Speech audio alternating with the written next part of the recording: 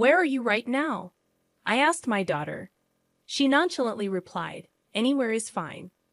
Frustrated, I insisted she come home immediately. But my daughter retorted, "No way. We're on an overseas vacation. We won't be back for another 3 days." When I called her, she didn't seem remorseful at all.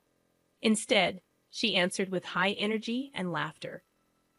As I passed by my daughter and son-in-law's house, I heard a faint cry for help from inside. The voice was incredibly small, that of my beloved grandchild. Using my spare key to enter the house, I discovered my 5-year-old grandchild tightly bound in a rope, hidden deep inside the closet. My daughter and son-in-law had exposed my precious grandchild to danger, and the consequences were severe. Fueled by anger, I resolved that my daughter and son-in-law must be held accountable, no matter what. My name is Mary, and I am a grandmother. Lately, the chilly weather has kept me indoors, making me feel quite lonely. You see, my husband passed away several years ago, leaving me to live alone. His death was truly heartbreaking, and the loneliness persisted for a long time. However, there's something that brings me joy now. My kindergarten-age grandchild, Mia. Over the past few years, I haven't seen my daughter Samantha and her husband Michael very often. The frequency of our visits decreased significantly after Mia was born. But despite being a somewhat absent grandmother, Mina has grown very fond of me. Occasionally, she'll say, "I love you, Grandma." Each time she does, my heart swells with affection. As a result, I find myself buying her various things and even sending her allowances. People around me recognize this as grandma spoiling, but I have no regrets. Mia is my one and only grandchild, a precious presence that cannot be replaced. Right now, my love for Mia fills my heart completely. However, I also have concerns revolving around my daughter and son-in-law's parenting approach. Frankly, Samantha tends to prioritize her own needs over those of her child, and Michael, her husband, doesn't seem particularly attached to Mia. When I raised Samantha, I believe I showered her with affection, just as my late husband did. That's why, deep down, I want to voice my complaints about Samantha's current family situation. On the other hand, I hesitate to interfere in their parenting decisions. Honestly, anything I say would likely be unwelcome, and they probably wouldn't listen. Moreover, if Samantha's stress from being scolded by me were to inadvertently affect Mia, it would be disastrous. So despite my conflicting feelings, I've decided not to meddle too much in their parenting choices. Although it's lonely not seeing Mia often, I know that if necessary, I can still visit her. Currently, they reside in the house where my late husband and I used to live. After his passing, managing the spacious home alone became overwhelming, so I handed it over to them. That's why I also have a spare key. Sometimes I find myself thinking that I'd like to visit their home and see Mia, even if it's just spontaneously. One day, I had the chance to pass by my daughter and son-in-law's house after a long time. Since their home is quite a distance from where I currently live, I rarely visit on my own. However, there was a reason I decided to go there that day. I had been invited by a friend who lives in the neighborhood. This friend happened to be a classmate from middle school, so I assumed we would reminisce about old memories. Little did I know that the conversation would take a much more serious turn. "Mary, do you really know about Maya?" my friend asked. "Of course, she's my granddaughter." "How could I not know?" I answered matter-of-factly, unaware of my own ignorance.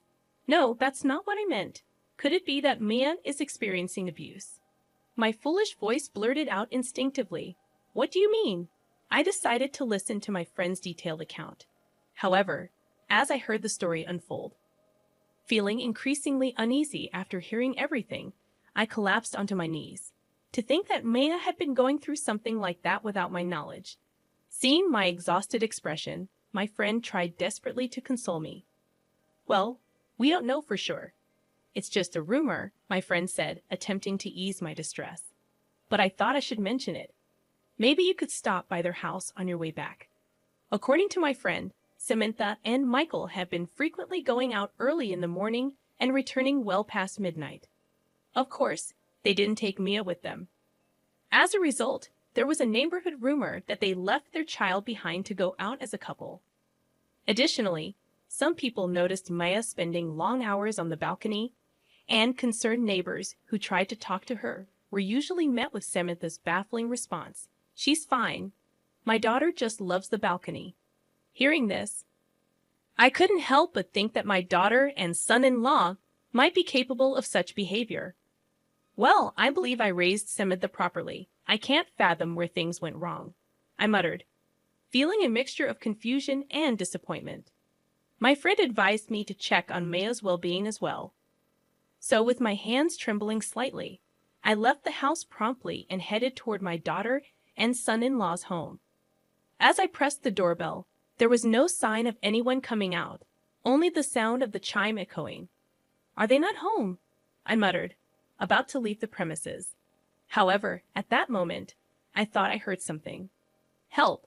The word was faint, and my hearing had deteriorated lately, making it challenging to catch soft sounds.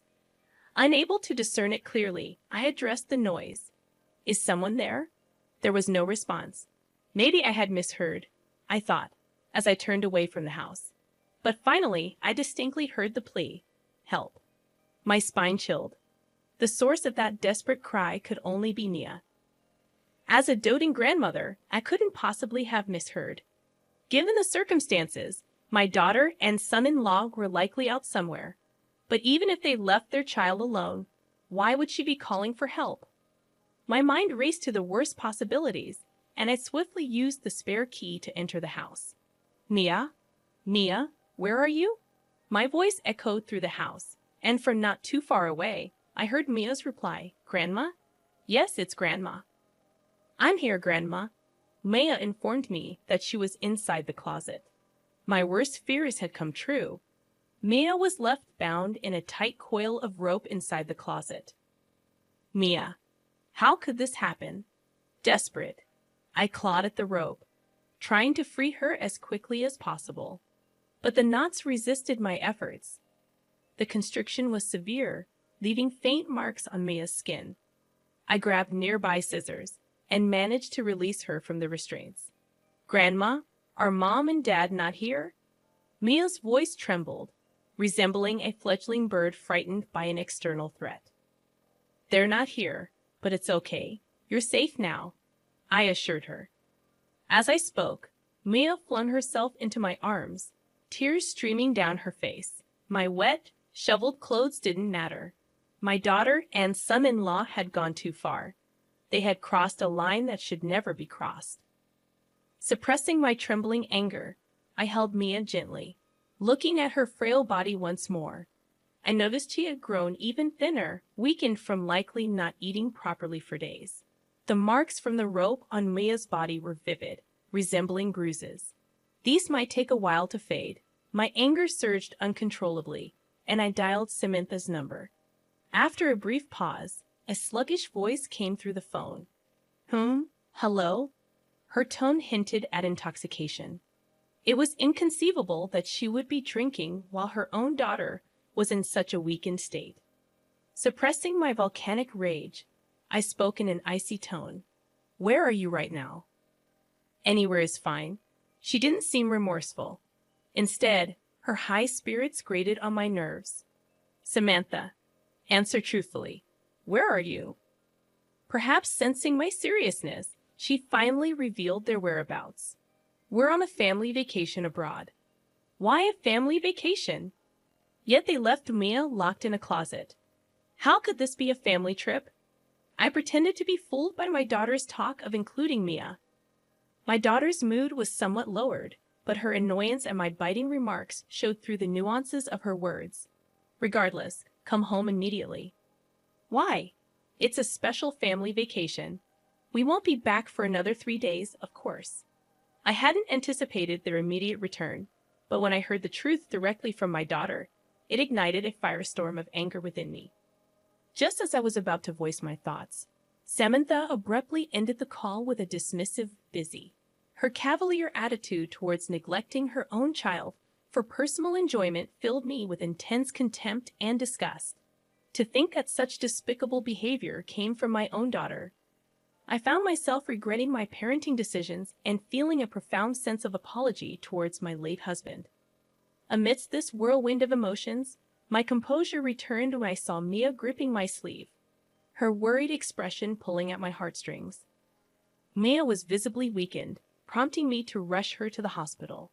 The doctor confirmed that she was on the brink of severe malnutrition, though her life wasn't in immediate danger. I felt a wave of relief knowing that Mia was safe, at least for the moment. However, my anger towards my daughter and son-in-law flared up. Their actions had endangered my precious grandchild, and the consequences were severe. I was resolute in my decision that they must be held accountable, regardless of the circumstances. Discovering the extent of my daughter's actions was truly heart-wrenching. She had never displayed such extreme behavior before. While neighborhood gossip hinted at mild mistreatment, I knew my daughter wasn't foolish enough to jeopardize so much. The thought of Mia being genuinely abused filled me with dread, considering the potential ruin it could bring upon Samantha and Michael's lives. Despite my conflicted emotions, I couldn't shake the nagging question of what could drive them to such drastic measures. If there was a solid motive behind their actions, perhaps it warranted legal intervention. So, despite the painful memories it stirred, I resolved to seek a detailed account of the situation from Mia. She hesitantly began to share. I witnessed Mom bringing home a man I didn't recognize, and the implication was clear. Samantha was likely involved in an affair.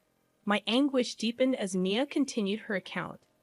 I thought he might be Dad's friend, so I innocently asked, "But Mom?"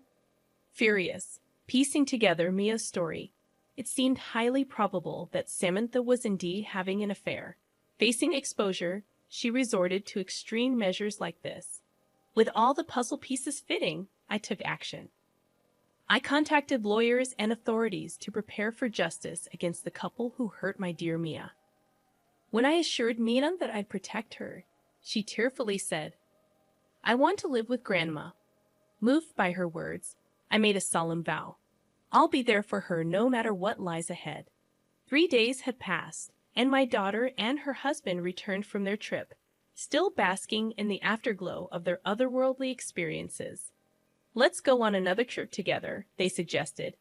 Of course, as they inserted the key into the lock, an unsettling feeling washed over them. No matter how much they turned the key, the door remained stubbornly shut. Samantha puzzled over it, muttering, "Wait, am I doing something wrong?" Equally perplexed, Michael asked, "What's going on?" Samantha's frustration grew as the key refused to cooperate. She glanced downward and saw a sign that read "For sale." Michael followed her gaze and was equally shocked. "What on earth is happening?" he exclaimed. Both of them stood there utterly bewildered. Then it hit Samantha, the person responsible for this bizarre situation. "That old hag!" she exclaimed, grabbing her phone. Samantha dialed the number registered as "annoying old lady." "Hello!" My voice, slightly high-pitched, echoed through the phone. Samantha erupted in anger, venting her frustration. "What the hell? Why is our house listed for sale? Did you do this? It's unbelievable." I chuckled, but the laughter didn't come from the phone. It emanated from behind her. When Samantha turned, she saw me wearing a triumphant smile. "I'm disappointed in you," I calmly reproached her. "I've always had doubts about your parenting style, but I never imagined it would come to this." "Huh? What are you talking about?" Samantha's voice trembled with confusion. "You claimed you were on a family vacation abroad, right? Isn't Mia supposed to be with you?" I pressed, noticing her husband's absence beside her. Samantha panicked and stammered. "Well, Mia went to a friend's house to deliver souvenirs," she blurted out.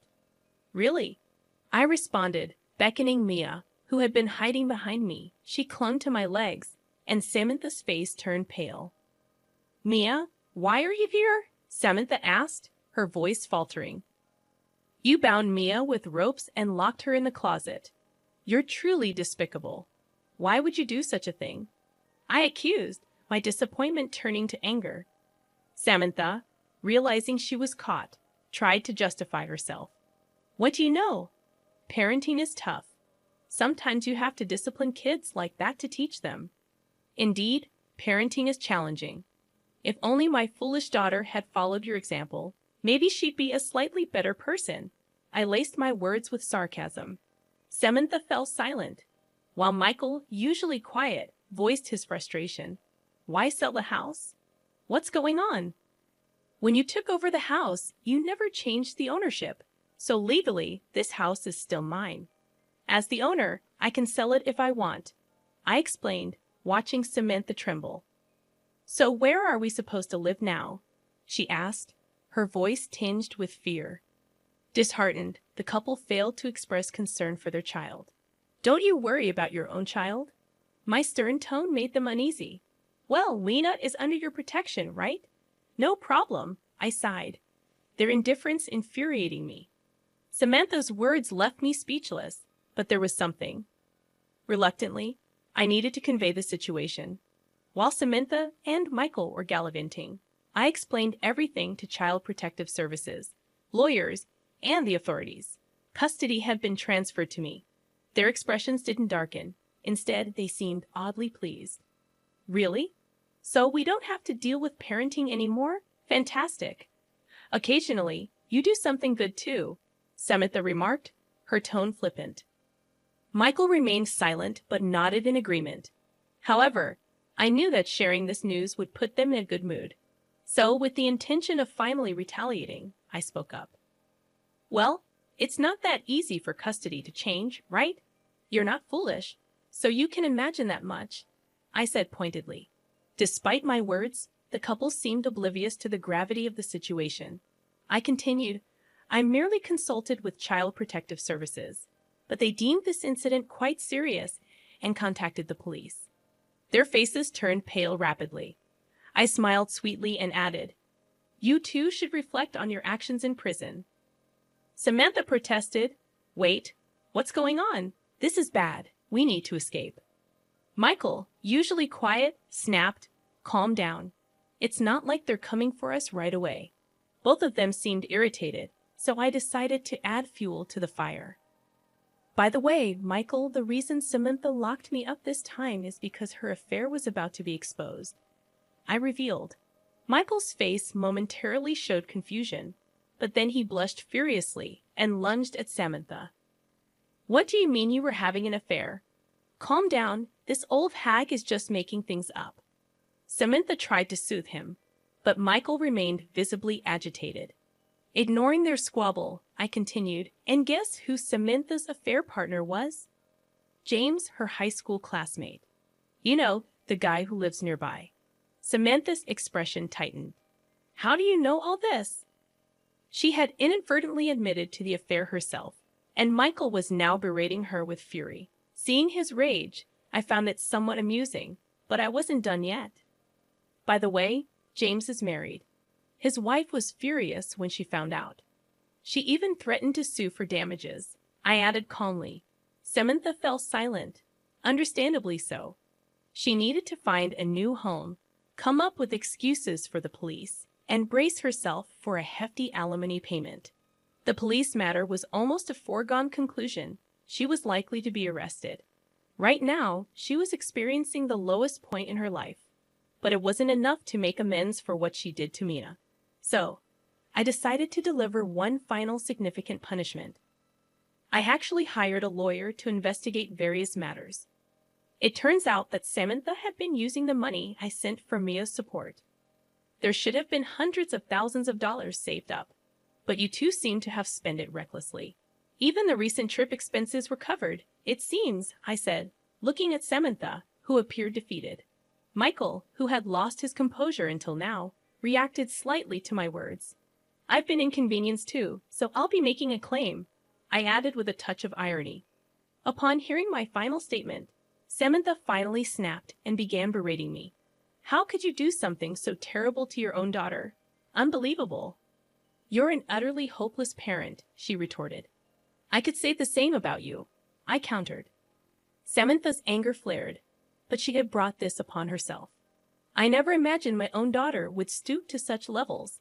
In the end, the couple was found guilty of child abuse and sentenced to prison. It was ironic that they had previously talked about separating due to Samantha's affair. Yet now they were both headed to jail. The alimony claims resulting from the affair, along with the repayment for accusing my financial support, left the couple drowning in debt. Michael lost his job due to the guilty verdict, and with no substantial income, they faced the daunting task of repaying this significant sum. It was a complex mix of emotions, but they had brought it upon themselves. I hope they reflect and learn from their mistakes. On the other hand, I am enjoying my new life with Mia. Initially, she struggled to adapt to living alone with her grandmother, and the lingering anxiety from her past abuse weighed heavily on her. However, as our neighbors and I treated her kindly, a glimmer of brightness returned to her expression. Mia often says, "Thank you, Grandma, for helping me. It's only natural to assist her given the circumstances. And I'd also feel sorry for not being able to help until it got to that point," I reflected. Her sincere smile when she expresses gratitude warms my heart. My remaining days will be filled with time spent with Mia. Though they may not be long, I approach each day with hope and joy.